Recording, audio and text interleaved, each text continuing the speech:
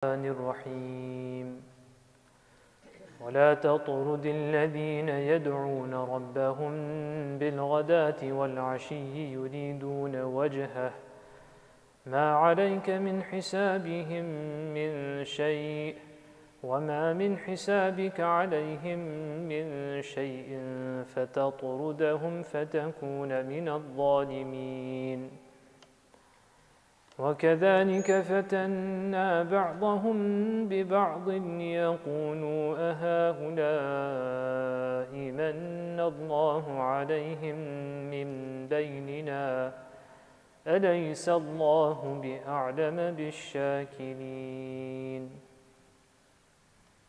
صدق الله العظيم.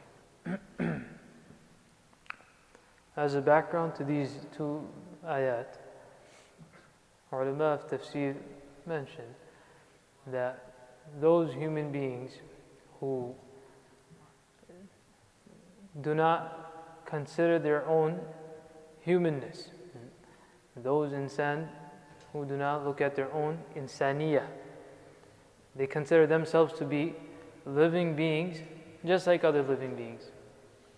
So there's animals, then there's us. They say that we're just one more living being.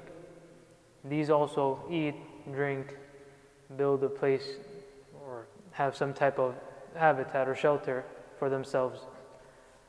Some make their own homes, some do not make their homes. Some live in caves, some live in mountains.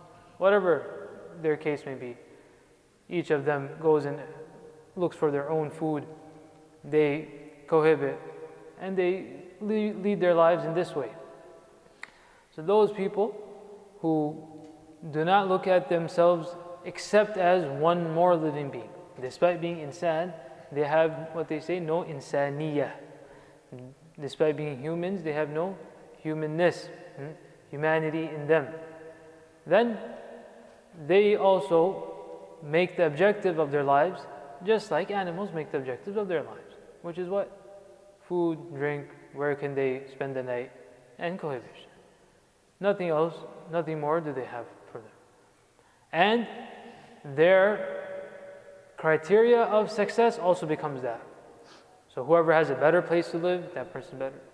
Whoever has more things to eat and drink, that person is better. Whoever has more materialistic things of the worldly things, then that person is better. Because they are only looking at what is right in front of them, what is in front of their eyes. Because they just look at themselves as living beings. So whatever has to do with living. So right now they're living in this world, so they look at these things. Anbiya alayhimu salatu wasalam, each and every Nabi came, and their first sabaq, their first lesson that they would teach their people, and the last lesson they would also teach their people, is that there is a hereafter. That it's not just this. That after this, you're only here to work for the akhirah. What will come thereafter, that is what's going to help you. That is the mi'yar, that is the criteria of success. So Nabi alayhi salatu wasalam, each Nabi would come, and this is the lesson they would teach the people. They don't just look at yourselves as living beings, just going on with your lives as other creatures and animals live their lives. But there is something more to this. There's something after this. There are certain expectations that are over here, depending on, based on how you live this life, that is what will happen in the hereafter. But because the zalimun, such people, they considered things of this world to be their criteria of success, and the more of this they have, so then they would also gauge people based on this. Nuh alayhi salatu wasalam came to his people, and how did they answer him? قَالُوا أَنُؤْمِنُ لَكَ وَاتَّبَعَكَ الْأَرْذَلُونَ. That why should we believe in you, and whilst all of these low-class people, أَرْذَلُونَ, all these low-class people, they're the ones that are following you. Meaning, those who would accept the message of Anbiya from the beginning. This has been historically there. The Nabi would come, give da'wah to their people. The first and initial batch, more often than not, most of them would be those people who didn't have much wealth, much things of the world. Why? One hikmah in this is that a message of akhirah, qiyamah, what is coming, Someone who has and only has been looking at amassing things of this world, to them they'll look at this as what? That, oh, you're trying to take something away from us. Where you're trying to stop us, and you're trying to tell us that what we have invested in, this is actually not the right investment. And if someone has put their investment into something and you come and tell them, hey, it looks like this really is not going to give you much, how does that make him feel? So you just destroyed my entire business. Everything that I worked for, you're telling me this means nothing. So that person who has more, their attachment with that is also more. The more you have, the more you're attached with it. That person who has a few dollars, how hard is it for him to get detached from that? He only had a little bit to begin with. But that person who has so much, if a person buys a brand new car and that meets up in an accident, versus that person who is seeing the mechanic every other day, what difference? There's a huge difference between the two. That person, attachment is much more. So people who have much more attachment with the world, when the Anbiya would come, they would feel, although what the Nabi of Allah subhanahu wa ta'ala would bring clear mu'jizat and would bring proofs and arguments which are sound. The issue wasn't what the Nabi brought, but the issue is that what they connected themselves with, what they saw as the gauge of success, the entire paradigm becomes flipped for them. Their entire paradigm becomes flipped. So they were saying that this is the right direction, Nabi comes and says, no, this is the other way. Complete opposite, 180 degrees. That is why they would call the Anbiya Majnoon. Yani, if we look at the seerah of any Nabi, when we say the word Majnoon, yani someone who is mentally handicapped, so a person who's mental, what do? They say things which doesn't make any sense, so maybe throw something at someone. Was that what the Anbiya were doing? They didn't do that. So why are you calling them Majnoon? Majnoon in this sense, that everyone is saying that this is what's going to lead you to success. Nabi comes and says, no, it's the complete opposite. That is what they consider to be Junoon. How is it possible that you're telling us that give and that's better for us? Whereas for us, we think taking more, no matter what it is, that is better for us. We're just looking at numerical value. It doesn't matter how it comes in. You're telling us that's not, the Quran Kareem you're bringing is telling us that يَمْحَقُ اللَّهُ الرِّبَا وَيُرْبِي الصَّدَقَاتِ. How is that possible? That we're giving to someone, you're saying Allah subhanahu wa ta'ala increases that? That is more. Whereas when we're engaging in usury, then you're telling us that takes away? How is this possible? You're telling us that the more we give to others, the more time that we spend in tilawah, in doing tasbihah, these things, somewhere else we're going to get something? How is that possible? So this is what the Zalimin did not understand. So they would say, وَاتَّبَعَكَ الْأَرْذَلُونَ, that these low-class people, they're the ones following you. Why should we come? So because it becomes an issue also of status. So how did Nabi Nuh alayhi salatu wasalam answer? قال وما علمي بما كانوا يعملون إن حسابهم إلا على ربي لو تشعرون. That I don't know what the status of their amal is, what is going to be. يعني إن حسابهم إلا على ربي, their account is with Allah subhanahu wa ta'ala. I'm calling you towards what I'm calling you towards. And the answer of Nabi Nuh alayhi salatu wasalam is that in the answer he also changed the paradigm. That you're saying ardhal means low class. You're calling them low class based on numerical, materialistic things. Based on materialistic things, you're calling them low class. I'm saying, but that I do not know what their amal is. And it's not about what they have, what they do not have. It's about the quality of their amal, the quality of what they do, the qualities they have, sifat they have within themselves, how they act.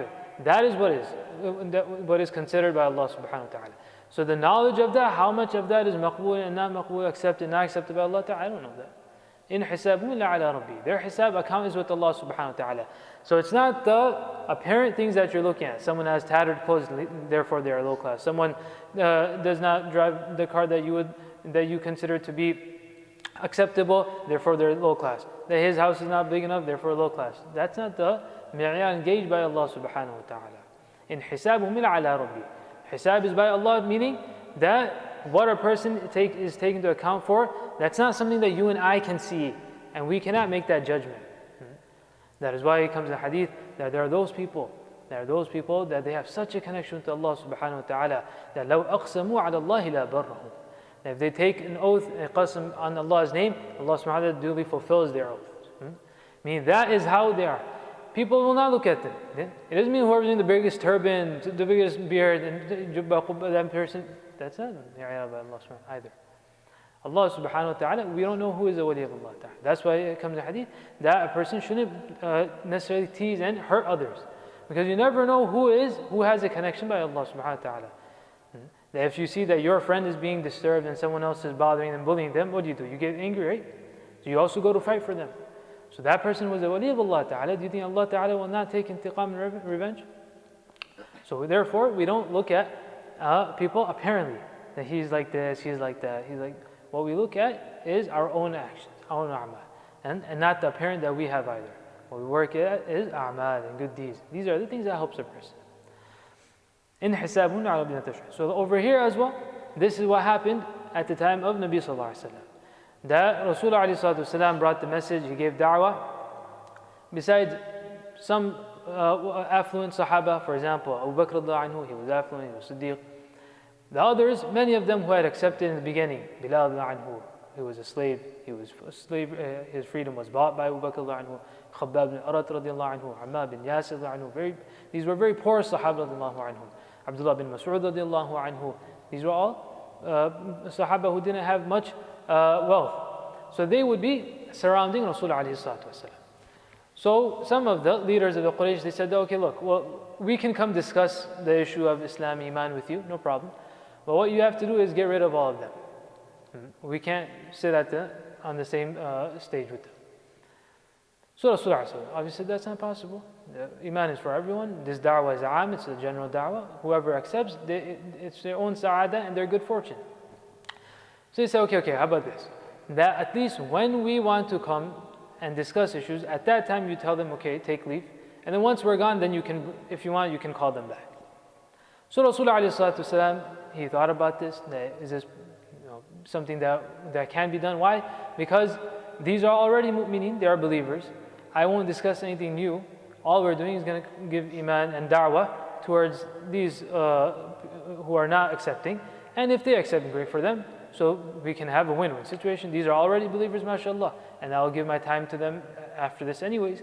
And over here, I'll just be giving da'wah. Umar radhiyallahu anhu also, here his mashura was that the Rasul sallallahu alaihi wasallam, maybe you should consider this proposal. But these ayat were revealed. What are these ayat? وَلَا تَطْرُدِ الَّذِينَ يَدْعُونَ رَبَّهُمْ بِالْغَدَاةِ وَالْعَشِيِّ. That do not think about pushing away those who call upon their Lord morning and evening. And in this case, these ayat were revealed that even this proposal of theirs, that at least for the time that we come, they should not be entertained. This even cannot be accepted. Especially in the beginning of Islam, Allah subhanahu wa ta'ala's ahkams, we see that there was a sense of a tone of furqaniyah being established from day one. Haqq and batil. From day one, we cannot have these type of separations. From day one, the criteria must be set right. The criteria is whoever accepts, that person is aqrab ila Allah subhanahu wa ta'ala. Whoever has taqwa, that makes him closer to Allah. Wealth and things, materialistic things, cannot come anywhere near this separation. If this from day one becomes the case, then after that, everything falls through.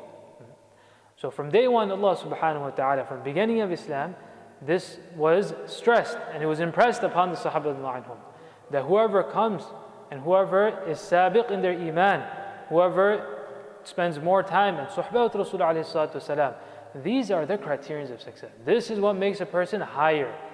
Who is ardal and who is a'la? Ardal is that person who strays away and is further from the da'wah of wahi. And the closer one, and who is a'la and who is considered to be at the highest level, the one who is closer to the teachings of wahi and with Nabi alayhi salatu wasalam. So, وَلَا تَطْرُدِ الَّذِينَ يَدْعُونَ رَبَّهُم بِالْغَدَاةِ وَالْعَشِيِّ. This doesn't mean to say that in certain cases Rasulullah would not have certain, what we say, special gatherings. If he wanted to address something specially. There were certain, for example, at the time Rasul alayhi salatu wasalam, once he specifically addressed only the Ansar, radiallahu anhum. At times he would address only a certain clan. But that wasn't based on who is better and who is not better. Over here the demand was what? That moved them away. Why? Because we feel uncomfortable that they're not good enough. We are better than them. Based on this, this was not going to happen. And this cannot happen. Yes, if a certain group of people, for example, if we have in our masjid, we have a program towards a certain age group. You shouldn't say that by you're pushing all the old people away. What will be discussed in that, how it's going to be, the tone that will be adopted will be towards a certain age group. And we should respect that. Like that, sometimes programs are specific to females, for example. So because certain things will be discussed over there. Maybe there may be certain things, you can have a program catered towards people in a certain profession. Why? Because you want to discuss the ethics of that profession. So that is one issue, where the discussion is specific to those people and what it has to do with them. But over here, their issue was that of takabbur, that we think we are better, and therefore iman should be something, if we are to accept it, then it should be something specific to us and not these low-class people. ما عليك من حسابهم من شيء وما من حسابك عليهم من شيء. There's no need to go to such lengths because you are not going to be taken accountable, Nabi alayhi salatu wasalam, for who actually accepts. Your wadifa and your responsibility as a Nabi is tabligh. They accept, do not accept, you won't be taken to task for that. So there's no need to go to such lengths. فَتَطْرُدَهُمْ فَتَكُونَ مِنَ الظَّالِمِينَ. That if the Nabi alayhi salatu wasalam was to push such people away, then he would become مِنَ الظَّالِمِينَ. Obviously this did not occur. وَكَذَلِكَ فَتَنَّا بَعْضَهُمْ بِبَعْضٍ. This was their test. The test of these mushrikun, these leaders, was this. فَتَنَّا بَعْضَهُمْ بِبَعْضٍ. We tested them لِيَقُولُوا أَهَؤُلَاءِ مَنَّ اللَّهُ عَلَيْهِمْ بَيْنِنَا. That they ended up saying that are these people أَهَؤُلَاءِ مَنَّ اللَّهُ عَلَيْهِمْ بَيْنِنَا. Did Allah subhanahu wa ta'ala favor them? Throughout history of Nabi alayhi salatu wasalam would come, this was a common criticism. That if this was something good, then why did it not come to us first? Why did we not accept it first? Why did the leaders and affluent, did they not accept first? So the Quran is saying that's not a criteria. That you think you're the criteria of good and bad, right and wrong. The affluent people will be. مَنَّ اللَّهُ عَلَيْهِمْ بَيْنَا. Why is it that Allah subhanahu wa ta'ala favored them and they accepted Iman first and they got Islam first? أَلَيْسَ اللَّهُ بِأَعْلَمْ بِالشَّاكِرِينَ. Is Allah subhanahu wa ta'ala, does Allah subhanahu wa ta'ala not know who is more shakir, who is the true one who is grateful to Allah subhanahu wa ta'ala, those who live in His ni'am and thereafter accept, versus those who live in the ni'am of Allah ta'ala and then do not accept the message of His Rasul alayhi salatu wasalam? Meaning definitely, Allah subhanahu wa ta'ala, He knows who is shakir. Because they showed shukr, Allah subhanahu wa ta'ala mannahum bihada. Allah subhanahu wa ta'ala favored them with iman first. Because they showed shukr in this way, that when the Rasul alayhi salatu wasalam, despite the little they had, when the message came to them, they accepted it, they took it to heart. They didn't get sidetracked by the things of the world. So Allah subhanahu wa ta'ala, how did He give them jaza? That Allah subhanahu wa ta'ala granted them iman. And those of you who did not, you were too busy in your own wealth, then Allah subhanahu wa ta'ala deprived you and kept you away from iman as well. We make dua that Allah subhanahu wa ta'ala gives us understanding of the Quran.